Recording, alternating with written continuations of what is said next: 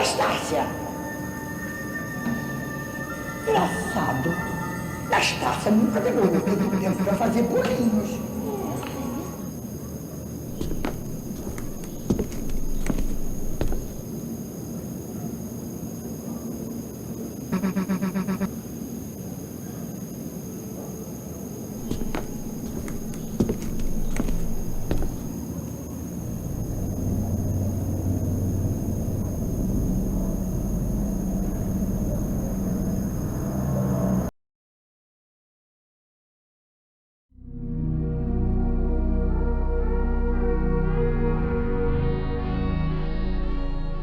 Sítio do Pica-Pau Amarelo é um verdadeiro clássico da TV brasileira, principalmente nas versões de 1977 e 2001, que foram as que mais marcaram a geração de quem cresceu naquela época.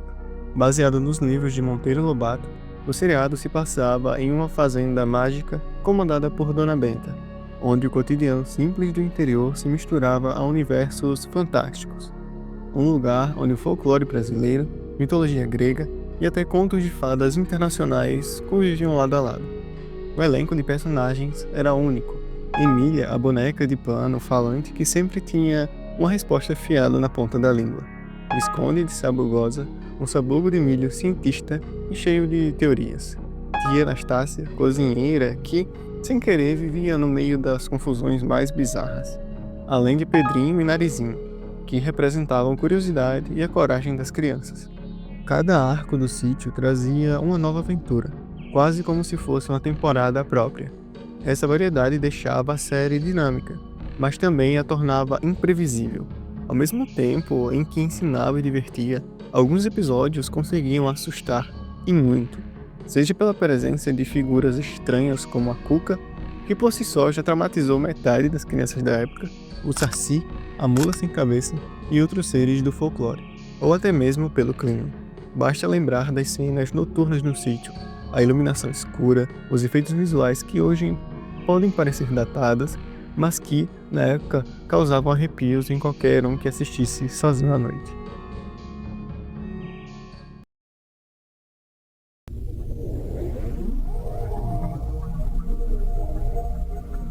Mas, alguns episódios ultrapassavam o simples medinho e chegaram a traumatizar de verdade.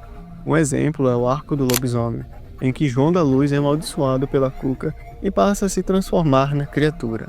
A primeira transformação é pesada, sombria, com trovões, gritos e até a cena chocante em que ele mata um coelho para se alimentar e acorda coberto de sangue, sem entender o que aconteceu. Para uma série infantil, era algo impactante demais.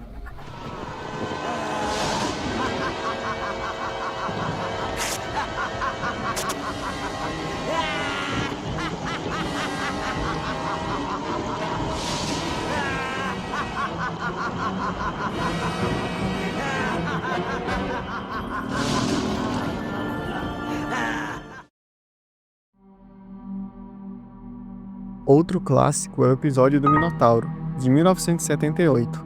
O monstro da mitologia grega surge no sítio de maneira assustadora, com uma aparência que lembra mais uma figura demoníaca como Beelzebub do que o ser mitológico tradicional. Ele chega a sequestrar Tia Anastácia para levá-la ao seu labirinto na ilha de Creta, deixando todos no sítio apavorados. Era um daqueles episódios que misturavam aprendizado com terror puro.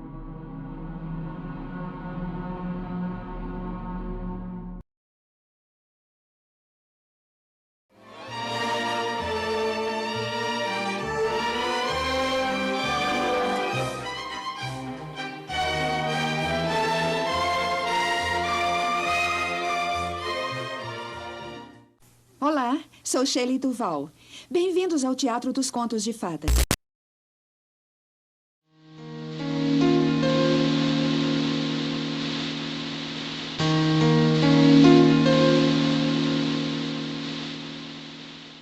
Fairy Tale Theatre foi uma série americana produzida entre 1982 e 1987, criada por Shelley Duvall.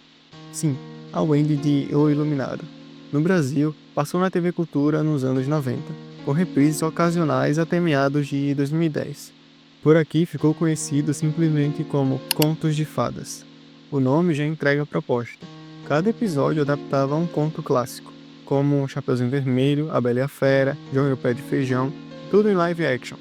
Shelley Duvall sempre abria os episódios com uma rápida introdução.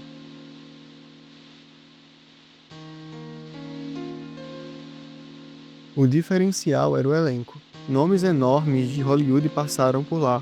Robin Williams, Jeff Goldblum, Susan Sarandon, Christopher Reeve, até o Mick Jagger apareceu em um episódio. Apesar de ser uma produção infantil, o programa tinha um clima estranho. Cenários artificiais, iluminação esquisita, figurinos pesados. Era como assistir a um sonho filmado, algo meio surreal. E essa era justamente a sensação que eu tinha. Parecia um devaneio. Durante anos achei que esse programa fosse só uma memória falsa.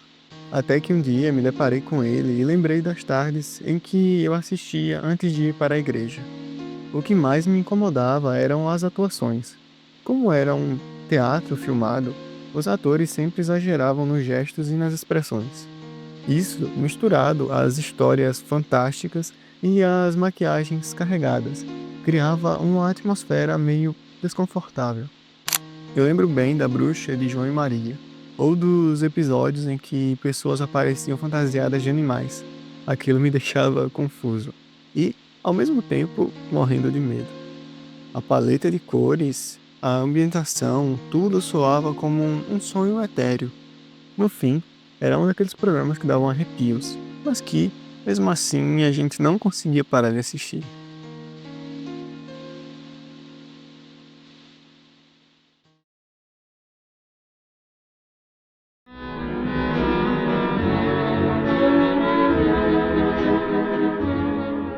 As Bicicletas de Belleville é um filme de animação franco-belga canado-leto-britânico, sim, tudo isso junto, de 2003, dirigido por Sylvain Chomet. Ele é considerado um dos clássicos que passavam na famosa Matinée Cultura e, como todo filme exibido ali, tem aquela marca registrada, estranho, confuso e diferente. A trama acompanha Champion, um garoto melancólico que vive com a avó. Ela tenta de tudo para alegrá-lo. Brinquedos, um cachorrinho, várias tentativas, até descobrir que o que realmente desperta paixão nele é a bicicleta. A partir daí, Champion se dedica obsessivamente ao ciclismo, treinando para se tornar um campeão. Mas, durante a volta da França, ele é sequestrado, e a avó entra numa jornada para resgatá-lo. O filme é uma experiência à parte. O estilo de animação é único. Traços exagerados, personagens caricatos e até grotescos. Champion, por exemplo, é um garoto alto, magro e de pernas enormes, com panturrilhas desproporcionais, resultado de sua vida inteira pedalando, até dentro de casa. Os outros ciclistas também são retratados como verdadeiras máquinas humanas, reforçando esse exagero. Já Belleville, a megalópole onde boa parte da história acontece, tem uma atmosfera sombria, quase decadente, lembrando uma cidade marcada por corrupção e desigualdade. A população, em sua maioria, obesa e com traços grotescos, reforça essa sensação de crítica social escondida por trás do humor ácido. Algumas cenas ficam gravadas na mente. Uma das mais bizarras é quando as trigêmeas cozinham sapos vivos para o jantar. Um deles chega a escapar, mancando do prato do cachorro, completamente deformado, e a cena delas mastigando os sapos é de dar agonia. Outra sequência que chama a atenção está logo no início. As trigêmeas aparecem cantando acompanhadas de ninguém menos que Django Reinhardt, tocando um solo de jazz. Até aí, tudo bem, mas logo depois surge uma mulher negra, seminua, usando apenas uma saia de folhas, representada de forma estereotipada e caricata. Para piorar, homens da plateia pulam no palco e assediam de maneira explícita. É uma cena incômoda, que hoje em dia levanta debate sobre a forma como certos estereótipos eram tratados no cinema. No fim, As Bicicletas de Belleville é um filme genial, mas que mistura de maneira única o bizarro, o grotesco e o poético. Uma daquelas obras que ficam na memória justamente por não se parecerem com nada que você já tenha visto.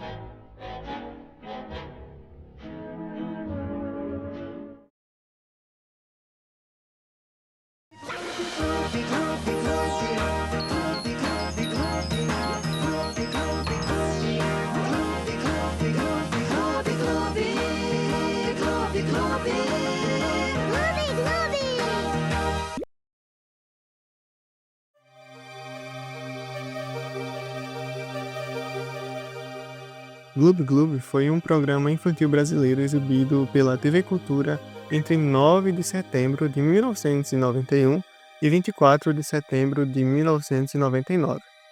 A atração acompanhava dois peixes, um macho e uma fêmea, que viviam no fundo do mar e, em meio a várias desventuras, abordavam temas ecológicos de forma leve e educativa. As tramas desses personagens eram sempre intercaladas com a exibição de desenhos animados. E nem preciso me alongar muito para explicar porque esse programa pode ser considerado estranho por muita gente. Afinal, estamos falando de dois peixes com rostos humanos. E não de qualquer rosto, mas claramente de dois adultos.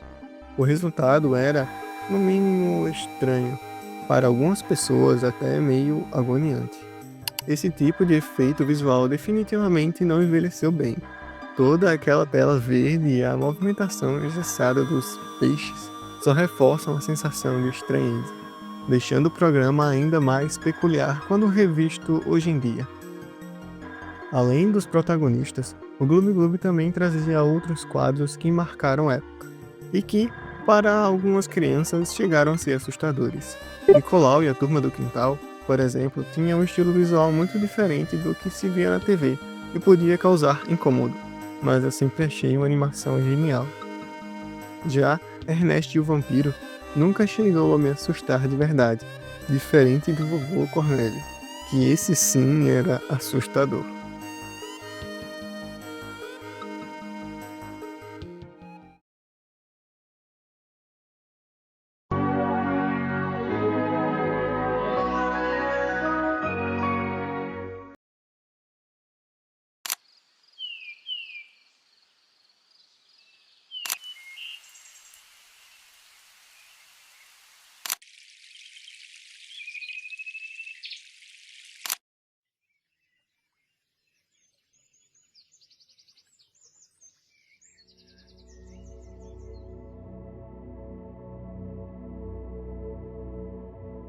A Fundação SOS Mata Atlântica é uma ONG criada em 1986, com a missão de defender a Mata Atlântica no Brasil, preservando seu patrimônio natural e histórico e buscando um desenvolvimento sustentável que garanta a sobrevivência da fauna e da flora.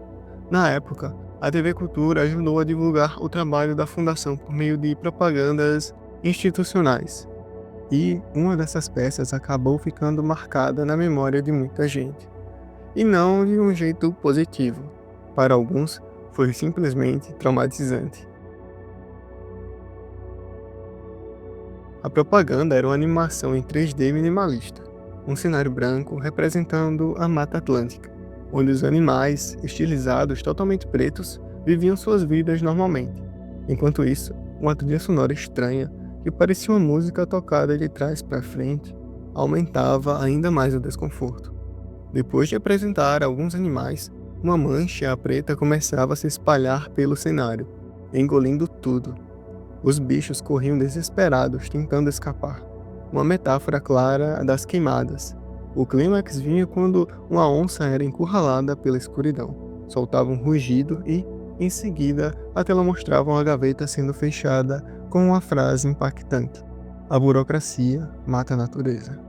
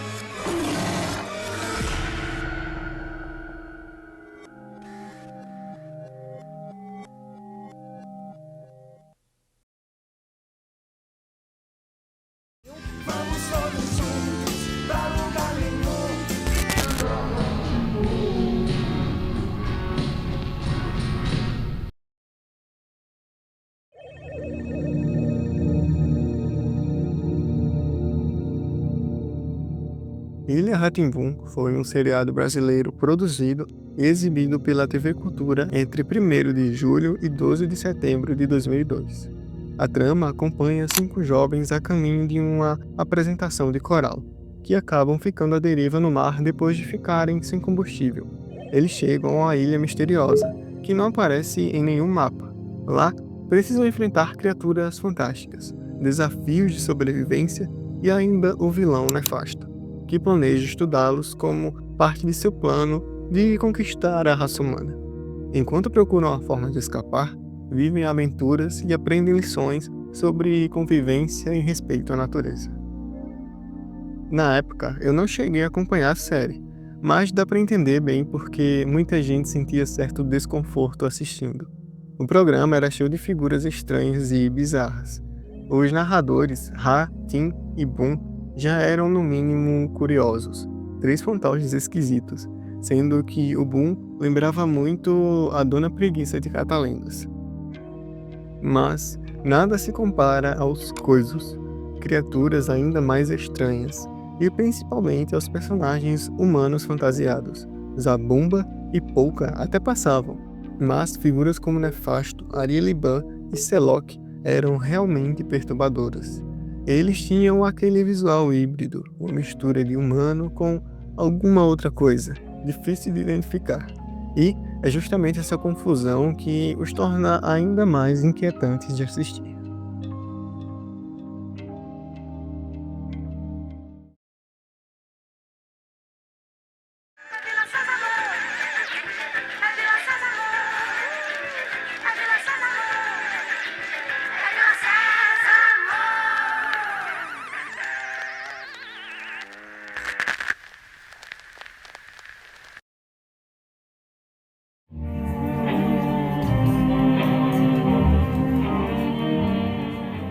Vila Sésamo é a adaptação brasileira do clássico infantil norte-americano Sesame Street, voltado para a educação de crianças em idade pré-escolar.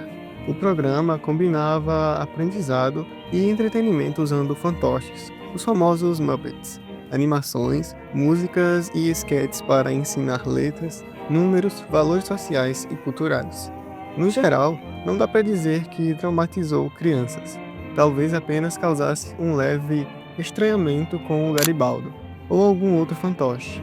Mas o que realmente chama a atenção é a primeira versão do Garibaldo, de 1972, que era no mínimo peculiar.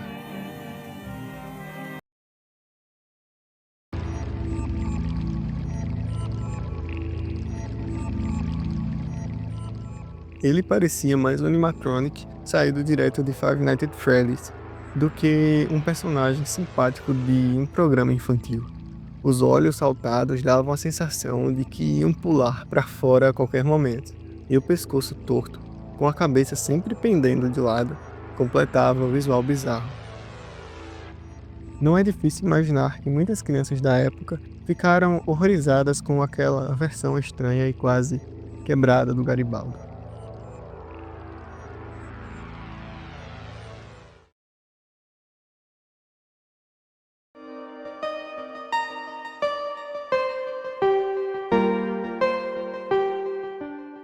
Existe um programa chamado Teatro Rá-Tim-Bum, produzido pela própria TV Cultura, onde eram exibidas diversas peças teatrais, e uma delas chamou bastante atenção.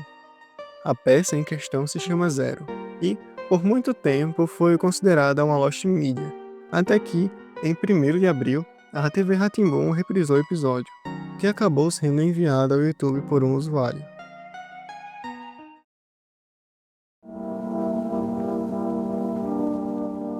Zero é baseado no livro O Imperador e o Rouxinol. Acompanhamos a história do Sr. Z, o imperador amargurado que vive em um reino sem vida, colecionando memórias felizes como forma de compensar a ausência de alegria em sua existência.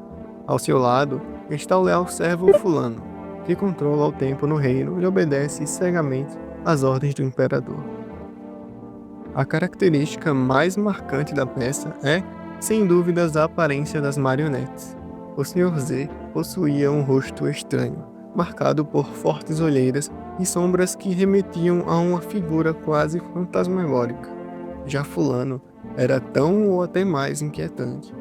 Com um formato de rosto peculiar, sombras ao redor dos olhos e uma maquiagem nada harmoniosa, que só aumentavam a sensação de desconforto. Outras marionetes também tinham um visual perturbador, mas nenhuma chegava ao nível dos personagens principais. Além disso, toda a ambientação contribuía para a estranheza. Ver claramente os humanos manipulando as marionetes dava a impressão de que havia algo errado acontecendo.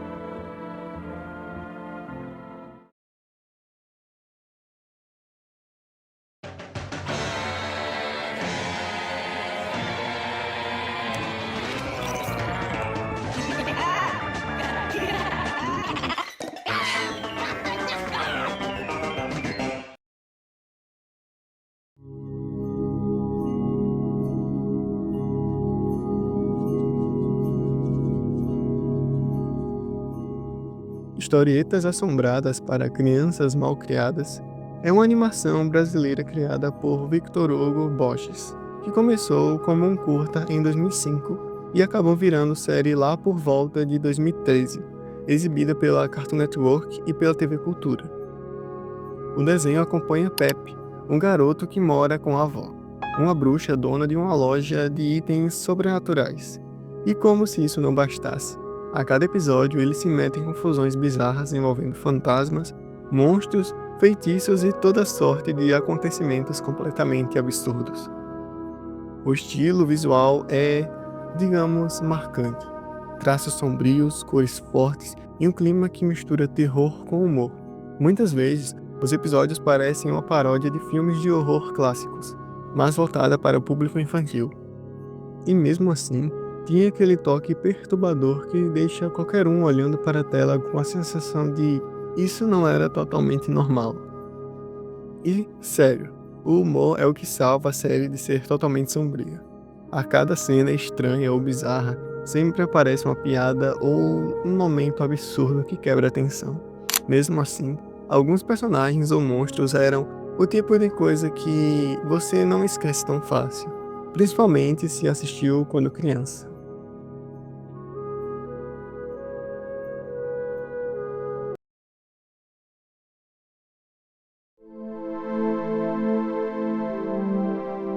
Esta foi a terceira parte da nossa série sobre os programas e desenhos mais bizarros da TV Cultura. Eu sei que demorou um pouco para sair, mas finalmente está aqui. Se você gostou deste vídeo e ainda não conferiu as duas primeiras partes, aproveite para assistir não só elas, mas também nossa playlist completa de programas bizarros. E quem sabe se perder em outros vídeos do canal. Se curtiu, não esqueça de se inscrever, deixar seu like e comentar o que achou.